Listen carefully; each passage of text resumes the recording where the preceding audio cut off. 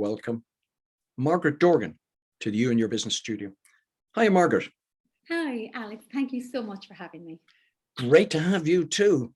I thought I might trip over the philanthropy piece, but there we go. I was just saying, throw in those tongue twisters, keep me going. There's another few listeners. Tune in, see if you can find them, identify them. I should run it as a competition, you know. Exactly. Let's put in 4. Let's get them to find 4. Well, I do know there's another one coming down the track, which so we'll try that. Anyway, Margaret, tell me, last year in school, were you the academic? Were you the person who just wanted to see the world? How were you? What were you doing? Well, it's funny and it's interesting, Alec, and we had spoken about this previously, you know, about kind of you can only join up the dots retrospectively, you know. So yeah, I think, you know, you end up where you're meant to end up. So I always considered myself a square plug in a round hole, and all the jobs that I've done, and I've had an accidental but very successful and very fulfilling career to date. Plenty mileage left yet now, I hope. So good for you. Absolutely not an academic, and fought against third level and compromised by doing a business studies course in French, and then kind of just took to the workplace and worked a lot in the arts and film festivals and the like, marketing, promotion and so on. And then followed through on the business studies with public relations courses with the PRII in Dublin. So I'd migrated to Dublin at that stage. And then, I did a lot of work in the arts there. And then, as I say, things just kind of started on furl. I started to do different campaigns for different sectors, and WillAid was one of them. So I got all the solicitors in the country to give their services for free. We'll hire you straight away. Absolutely. And I got Canada Life to kind of cover the expenses of the campaign, and all the money went to 4 different charities. So fantastic. A charity approached me then to be their first ever communication person. So they asked me to write the brief and then asked me to execute it. So I was the first communication person in the country for Bernardo's. All right. Can I ask you about that in terms of challenge? You've mentioned PR, and I'm afraid a lot of our listeners out there would have varying thoughts on what PR actually is. Sure. Would you like to just talk about that for a minute and just maybe explain the value of PR? Sure. Well, PR and communications actually coexist, but they may have different roles depending on the organization. So public relations, how we relate to our public, how we manage the communications, the portfolio with each of our different stakeholders. So every organization has a myriad of stakeholders, and we use different mechanisms to communicate with them. The PR really concentrates on the media aspect. So the media is our multiplier, obviously, out there. So instead of talking one-to-one to our customers, our clients, our potential customer clients, our employees, we use multipliers like media. And so currently we use a plethora of those, including all our social media platforms, but it's how we actually manage the reputation, the trust, the connectivity of our business with our publics. And really it depends on the business itself on where that focus really sits.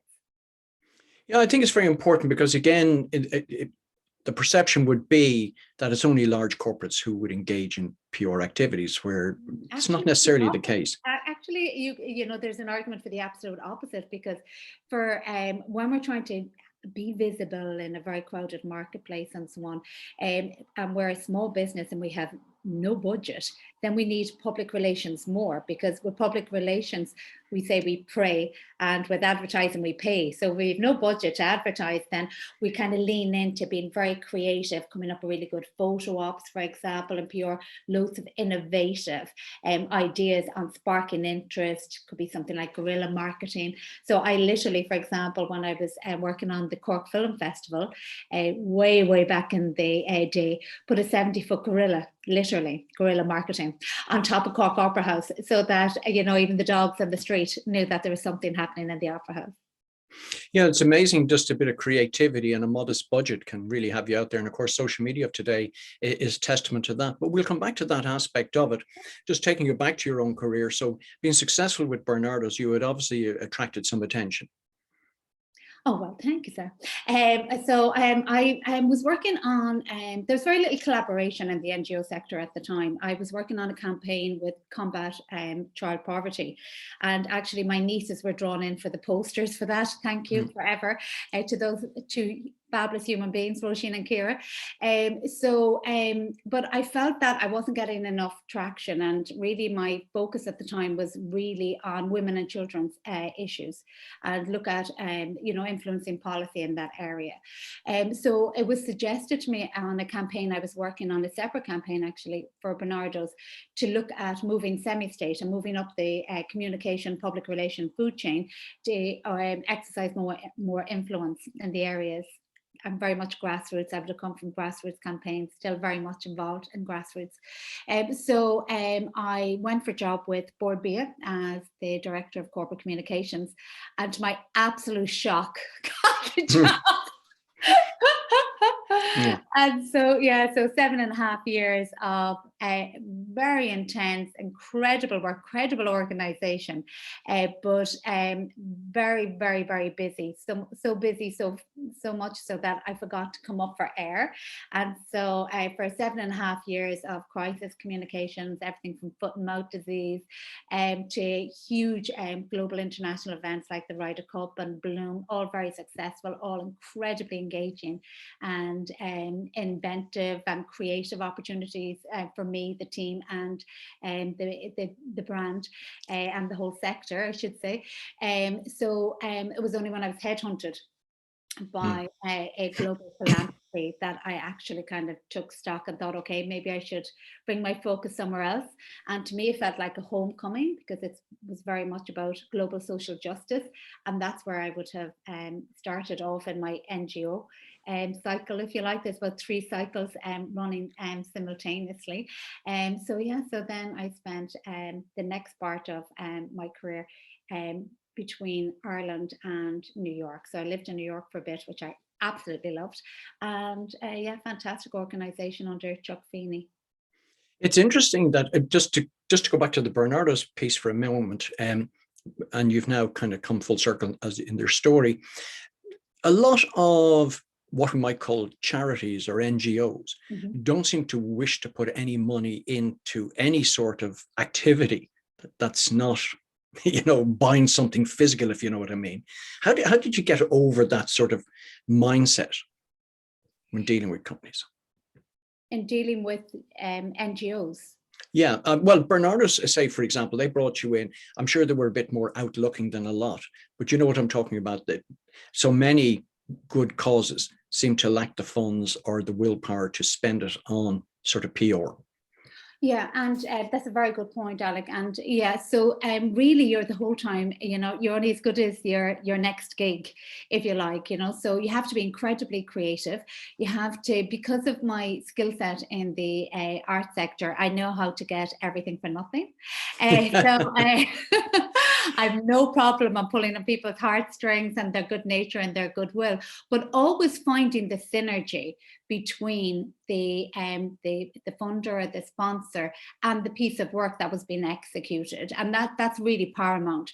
So actually doing your homework, being really creative, knowing the personality and the individual organization's mission and mandate. Now, when we're looking at this time, going back 20 years ago, people use cut and paste missions and values, and seriously, it's like a joke. So it was only when you went to America and they actually seemed to believe this stuff. But here, from what I could see across a lot of sectors, it was cut and paste. Yeah, let's say we do this and that. So thankfully, over the last couple of decades, we're kind of walking the talk a little bit more.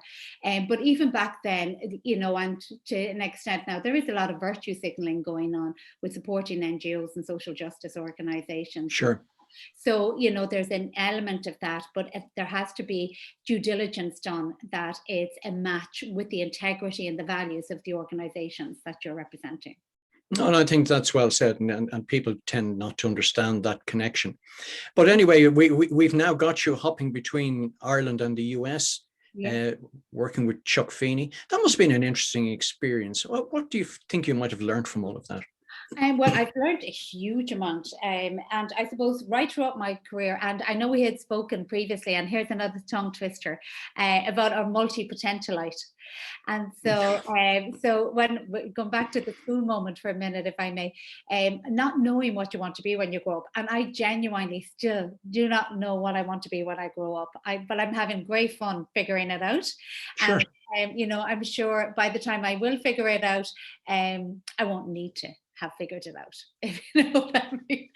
So, yeah, so multi-potentialite is somebody who can bring something to every situation. You know, they're Sure. pragmatic, they are adaptable. So a lot of small businesses, a lot of young entrepreneurs, um, a lot of small businesses are multi-potentialites. They're not just specializing in one area. They have to do maybe a little bit of this, a little bit of add-on, Sure. outsourcing, a little bit of other core competencies in order to deliver, outsourcing those core competencies in order to deliver their service or product, whatever it may be. So it's about being really adaptable and so on. So that's really came to the fore with Atlantic Philanthropies, because in my time there, we looked at bringing together a resource for all the global organizations that we supported in how to build capacity, how to Sure. kind of support leadership, how to manage your resources, how to find efficiencies, how to manage your time, how to manage you.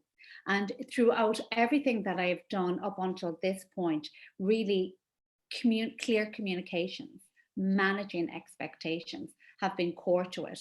But when we looked at building capacity for NGOs all over the world that Atlantic supported and social justice issues and campaigns, a lot of which thankfully have come to fruition now, and are still a work in progress, still a lot of support needed in this space. But it's the mindset that was really supported. So who shows up when you show up? So who are you as an organization? Who are you? What are you as a campaign? And that applies to all the businesses and the programs that I work on now. So how aware are you of Yeah. your style, your brand, your product and stuff? And how are you taking responsibility for that? And that capacity building unit really allowed me to see how you break down the different components and then customize them to a different context and each individual specific context. It's quite interesting perspective. I mean, being involved in things like social justice would tend to, if you're working, let's call it for one side, give you just a one-dimensional view. But obviously the other side could be potentially counteracting with their own arguments. So there must be, in some cases, while social justice is social justice, Yep. there's always people have two sides of a coin. It must be interesting to be in that sort of chess game Yeah, where, and that's an excellent point, Alex, as well. And I suppose really with my skill set in public relations, minding the brand, that really treasuring the trust element of all relationships and so on, it's imperative to see and understand the context really quickly. So you have to be a really quick study, but also my training in mediation and looking for that red bus every time and trying to move everything forward and so on has really helped with that. So really everything I've done, even since kind of working on behalf of other organizations as an employee, working for myself over the last 10 years, has afforded me to retrain and support my understanding and develop my own communication skill set, which is imperative in this space and time and moment that we're living in currently, because technology has outpaced us. So we need, as a species, support in catching up on how to be effective and show up and be self-aware in all our dealings, be it in the workplace or in our own personal relationships. yeah, I think that's correct. I won't disagree with that. Yeah. Anyway, the world of philanthropy and social justice was going to have to stand back for a bit because you had your own agenda and I did. you Well, were off somewhere. my agenda was very simple, Alex, and I know we'd be very aligned on a lot of what we do in supporting businesses. But my agenda, very simply and maybe naively, but you know, time will tell, was to put kindness back into the workplace.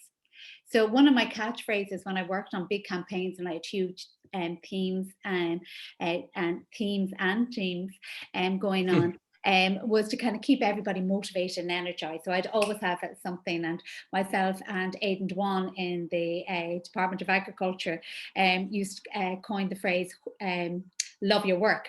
So we'd be going around to, BBC correspondents, love your work, and, just keeping everybody energized, love your work, love your work. So when it came to setting up my business, it seemed like the most obvious thing to call it, because it is about loving your work. Yes. And really feeling fulfilled and satisfied at the end of every day. And in order for that to happen, we needed to dial up kindness in the workplace. And so a lot of what I've been putting my focus on in the last decade nearly now is to really put the human being back into the middle of the working paradigm.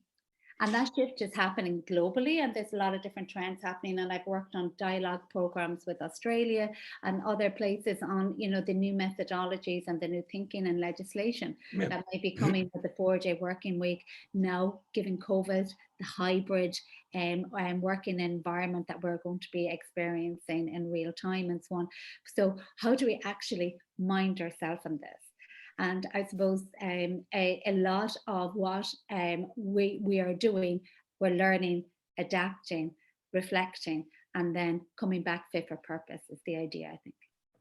But on your journey to getting to your own business, you decided to add a few more tools to the toolkit, which are Eastern experience.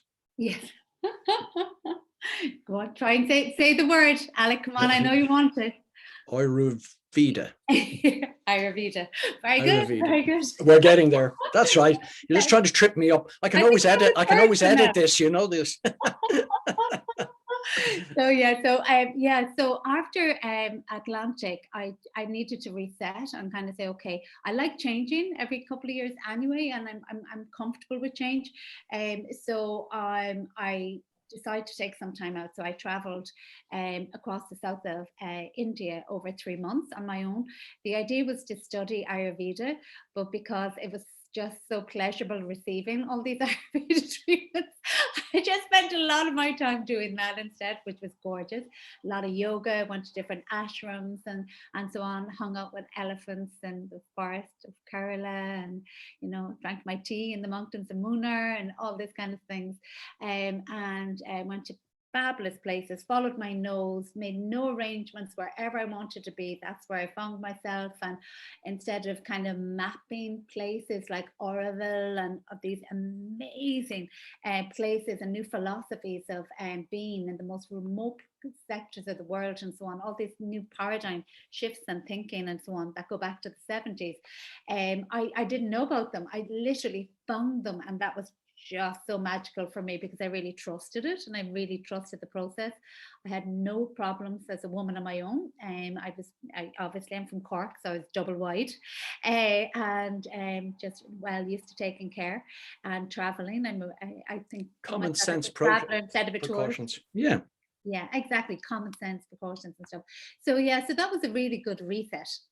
And then spent a little bit of time on a Greek island and stuff, and then just said, okay, I'll just paddle my own canoe for a while, and haven't really done much by way of marketing or PR myself, because a lot of what I've done has been referral, and this crossed everything from business support to lecturing and public relations, event management, doing a lot of work with CEOs and senior management teams on building core competencies and getting clarity of strategy and message. And I suppose really it's people are really good at doing.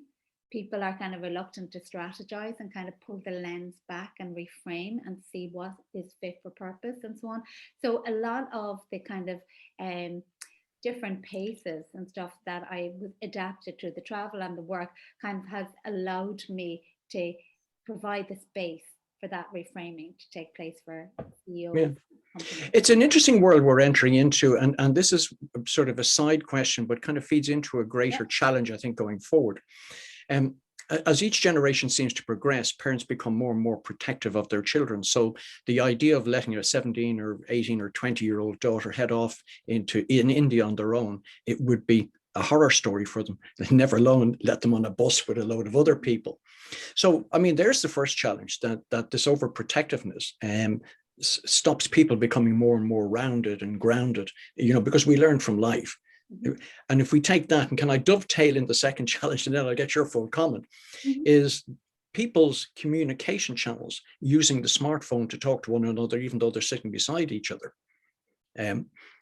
Give me your thought process on both of those, if you don't mind. Sure. Well, I think on the traveling, I did travel at that age. Now, not on my own off to India and stuff, I went off with my fabulous sister Angela and friends to different parts, Munich, Berlin, Canada, and so on. And I'd really encourage that at that age. Do you know what I mean? It's really, really expansive, and it's a kind of safer. You're not going as a single unit. You're going, in a pack kind of a thing. So, I do think that travel is to be encouraged, and whatever people's comfort levels are. I was a lot more than 17 or 18 when I went for for my 3 months across India, believe me.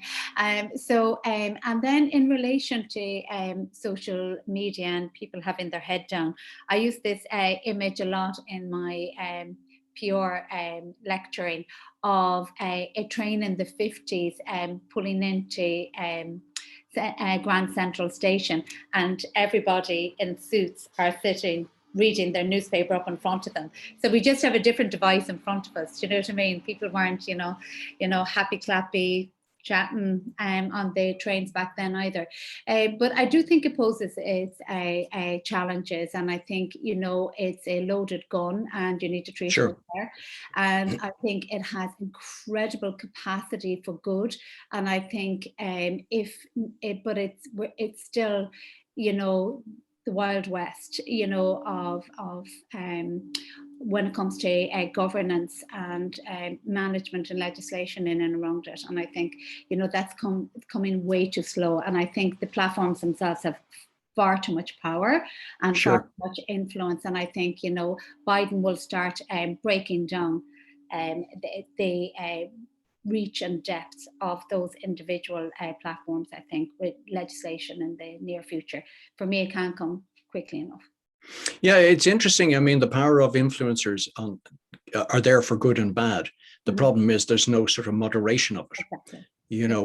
And so we've seen some of the things going on in the background. I won't get involved in politics or anything like that. So, I mean, obviously for people with sort of philanthropy in mind, and also with NGOs, there's a huge benefit to having the right programs and methodology in place to be able to use these. It's a really crowded marketplace. So how do you stand out? How do you ever stand out? How does any brand ever stand out? You do your due diligence. You make sure that you find efficiencies in your working practice in order to find time for creativity. And so you put a gorilla on top of Cork Opera House. Well, that worked 30 years ago. I don't know. Maybe it all comes full circle. You don't know. But now it's more kind of, like the ice bucket challenge and stuff like that. Yes. That kind of, and even that's passé now. So you have to tune into the zeitgeist, at the moment, depending on who your target audience is. And that's why your public relations for your stakeholder management matrix and so on is so important, because you're communicating different messages through different mediums, depending on the campaign, the audience, and so on and so forth. So there's a lot of variables. So kind of from the work that I've done in kind of training, like to organizations like ISME and so on, my own training, looking at, especially during COVID, resilience and motivation. And in actual fact, had I not been, hanging around India for 3 months or tuning into different mindfulness programs with Fiona O'Donnell and amazing people like her, then, I wouldn't be able to bring these insights, tips and tricks and tools to the organizations and individuals that I work with. Simple, clear, inexpensive, a lot of the time free. It's to do with breath work, 3 deep breaths and you're reset. Do you know what I mean? So, but it's in order to kind of, with Dr. Fogg's Tiny Habits, finding little habits that are going to support you. So a lot of what I've understood of business is the people of business doing business. And that's what I'm here to support. So I speed it up or I slow it down without getting involved with the reaction itself. I suppose in this sort of last minute and a half, what next for Margaret Dorgan? Where are you going? you're obviously enjoying the chapter that you've got open at the moment. Is there another chapter waiting for you? There's always another chapter. This book is never writ till it's closed. Yeah, hopefully it won't be closed for a long while. Yeah, I'm always open to collaboration. I'm always open to working with innovation. I'm always open to being of support and of service. I do a lot of work in the area of social enterprise, which I think is an amazing body of work that contributes to functioning society. And I think there's a huge amount of work needs to happen in the corporate space in order for people to feel fulfilled and satisfied with their contributions. So my work will never be done. And I suppose, tell me just about the target audience you have in about the last 30 seconds we've got. For people who are interested in following up through, you obviously give us your details, but who primarily is your target audience out there? Well, at the moment, I'm putting together a stimulus package for small businesses. So we say with a senior management team of 4 to 5 staff benefit greatly from this. So the model is working right across the hybrid of service provision, from coaching and mentoring, and then training the staff from what comes out of the needs, having done an audit with the senior management team. So really it's about supporting you to be fit for purpose as a business as we emerge from COVID. Fantastic. And where can people find out more about you? I'm sure you have some social media handles out there. Listen, just find me on LinkedIn. Go straight to the source of LinkedIn. So you just find me, Margaret Dorgan, the Catalyst Coach, on LinkedIn.